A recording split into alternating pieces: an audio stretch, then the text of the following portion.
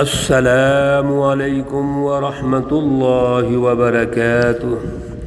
اعوذ باللہ من الشیطان الرجیم، بسم اللہ الرحمن الرحیم۔ قل یا ایہا الذین ہادوا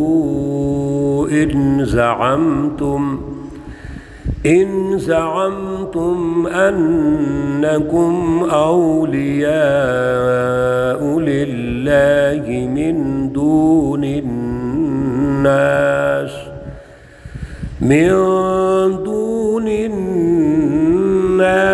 فتمنوا الموت إن كنتم صادقين۔ صدق الله العلي العظيم۔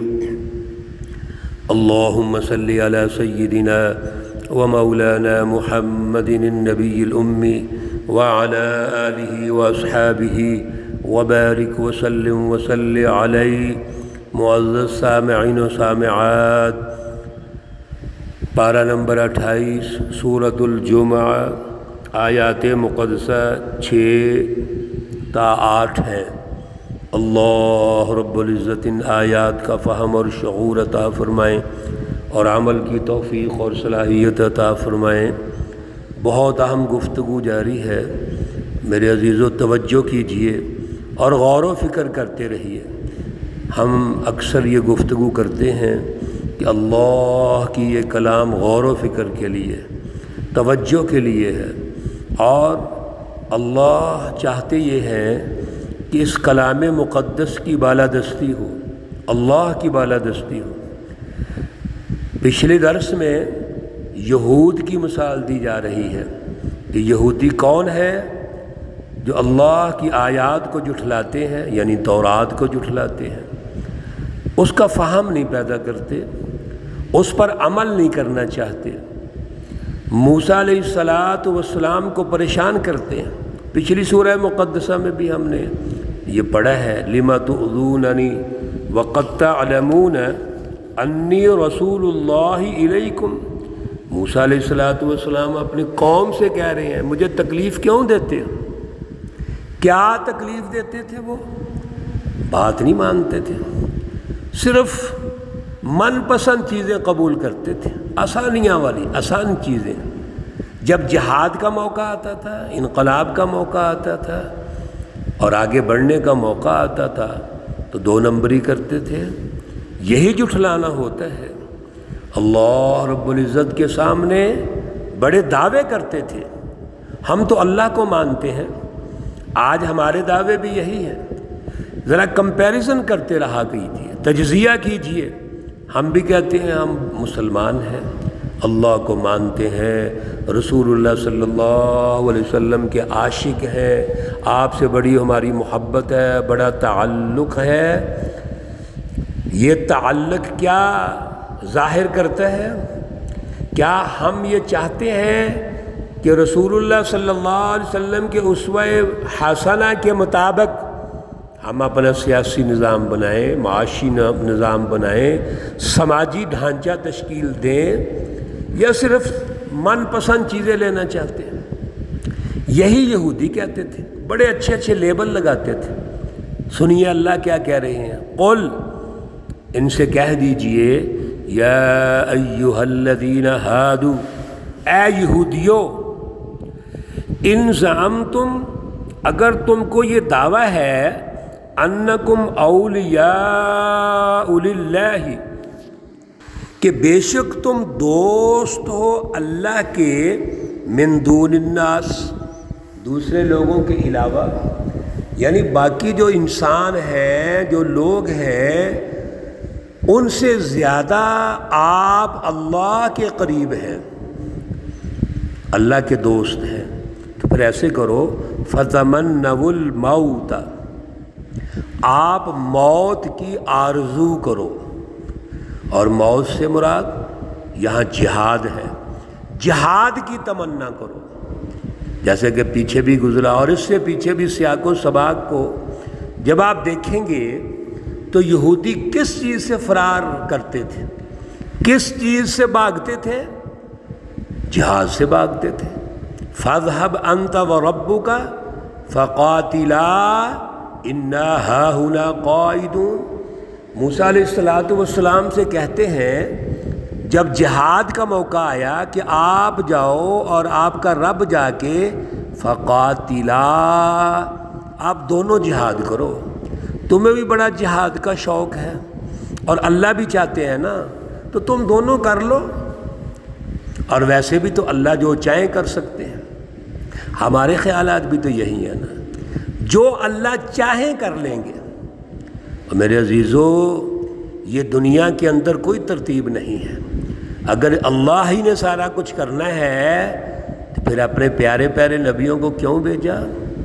پیارے رسول اللہ صلی اللہ علیہ وسلم نے 13 سال مکہ میں جد و جہد کی، پھر آپ نے 10 سال مدینہ میں جد و جہد کی، اور پھر جا کر قومی انقلاب مکمل ہوتا ہے اور اگلے درجے میں بین الاقوامی انقلابات شروع ہو جاتے ہیں۔ تو اللہ کہتے ہیں فَتَمَنَّوُا الْمَوْتَ إِن كُنتُمْ صَادِقِينَ، پھر تم موت کی آرزو کرو، چلو میدان جہاد میں جاؤ۔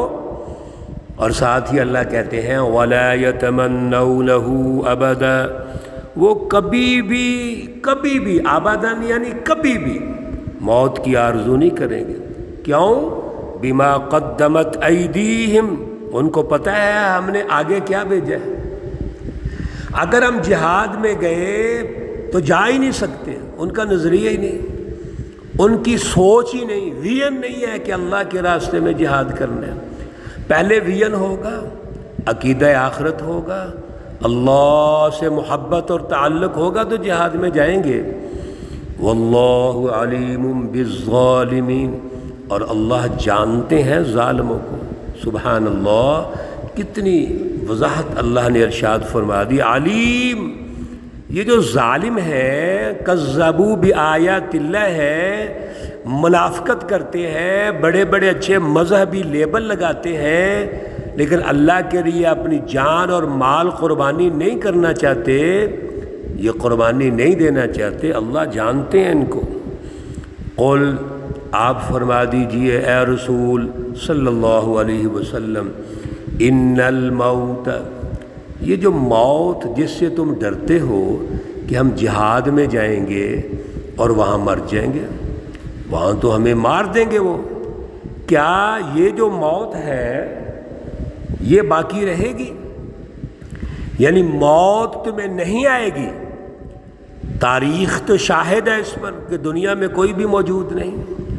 کیا یہ فرعون جو ہے اتنی بڑی طاقت رکھتا تھا، کیسے غرق ہوا؟ دریائے نیل میں جب غرق ہوتا ہے تو کس نے اس کو پار کیا؟ کس نے چھڑایا اس کو؟ کسی نے چھڑا سکا کوئی اس کو؟ یہ نمرود ہے، تباہ ہو گیا، اس نے کو کس نے چھڑایا؟ یہ ابو جہل تباہ ہو گیا غزوہ بدر کے موقع پر، کس نے چھڑایا اس کو؟ کس نے ساتھ دیا ہے؟ سارے ساتھ دینے والے فرار ہو گئے، کیسر و کسرا تباہ ہو گیا۔ یہ بڑے بڑے ظالم بادشاہ، ظالم حکمران، دنیا کو یرغمال بنانے والے، غلام بنانے والے، تباہ و برباد ہو گئے۔ قل، فرما دیجئے ان الموت، بے شک یہ موت، الذی تفرون منہ، جس سے تم بھاگتے ہو، فإنہ ملاقیکم، یہ تو تمہیں لازمی ملے گی، ضرور ملے گی۔ موت کا جو وقت ہے جہاں طے ہو گیا ہے وہ تو آنا ہی آنا ہے۔ اس موت سے گھبراتے ہو اور اللہ کے راستے میں جہاد نہیں کرنا چاہتے، اللہ کی آیات کو جھٹلاتے ہو، وقتی مفاد، جزوی مفاد کے لیے تم سب کچھ کرتے ہو، پھر کیا ہوگا؟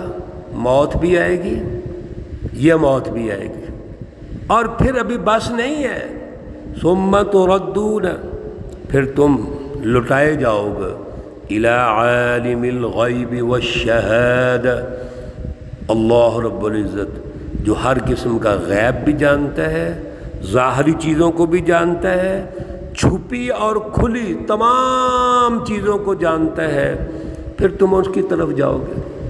اللہ جانتے ہیں کہ آج تمہارے دلوں میں کیا ہے۔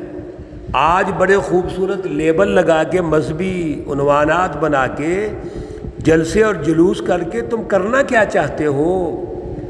او بھائی، کسی سے تو چھپاؤ گے، لیکن اس سے چھپا سکتے ہو جو عالم الغیب والشہادہ ہے، اس سے کیسے چھپاؤ گے؟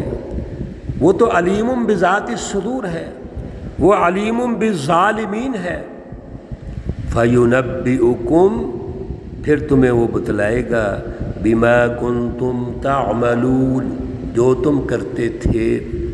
اللہ رب العزت ہمیشہ ڈھیل دیتے ہیں ان ظالموں کو، ان کافروں کو، مشرکوں کو، منافقوں کو۔ یہ شیطانی جماعت کے چیلے ہیں سارے۔ حزب الشیاطین کے مختلف نام ہیں۔ حزب اللہ کے مقابلے میں اللہ ڈھیل دیتے ہیں، حزب اللہ کا امتحان بھی لیتے ہیں، مقابلہ کرواتے ہیں اللہ تعالیٰ، اور مقابلے کے ذریعے سے اللہ حزب اللہ کو کامیاب کرتے ہیں، حزب الشیاطین کو شکست دلواتے ہیں حزب اللہ سے۔ یہ ہے پروسیس دنیا میں، یہی رسول اللہ صلی اللہ علیہ وسلم نے کیا، یہی حضرت موسیٰ علیہ السلام کا مشن تھا۔ تمام جو کتب سماوی ہیں، آسمانی کتابیں، اللہ کی سچی رہنمائی یہی ہے کہ انسانیت میں اللہ کی بالادستی قائم کرنی ہے، اللہ رب العزت کا عدل کا سیاسی نظام، معاشی نظام، سماجی نظام تشکیل دینا ہے، ظلم کو ختم کرنا ہے، غلامی کو ختم کرنا ہے، انسانوں کو آزادی دلانی ہے۔ میرے عزیزو، یہی اللہ کا ہدف ہے، انبیاء علیہ السلام کی یہی مقاصد ہیں، رسول اللہ صلی اللہ علیہ وسلم کی بعثت کے مقاصد بھی یہی ہیں۔ اللہ رب العزت ہمیں سمجھ عطا فرمائے، اللہ رب العزت تمام بیماروں کو شفائے کاملہ عاجلہ مستمرہ عطا فرمائے، اللہ رب العزت تمام مرحومین و مرحومات کو جنت الفردوس میں اعلیٰ مقام عطا فرمائے۔ ربنا تقبل منا انك انت السميع العليم وتب علينا انك انت التواب الرحيم، وصلى الله تعالى على النبي الأمي محمد وعلى آله وأصحابه أجمعين برحمتك يا أرحم الراحمين۔ السلام عليكم ورحمة الله وبركاته۔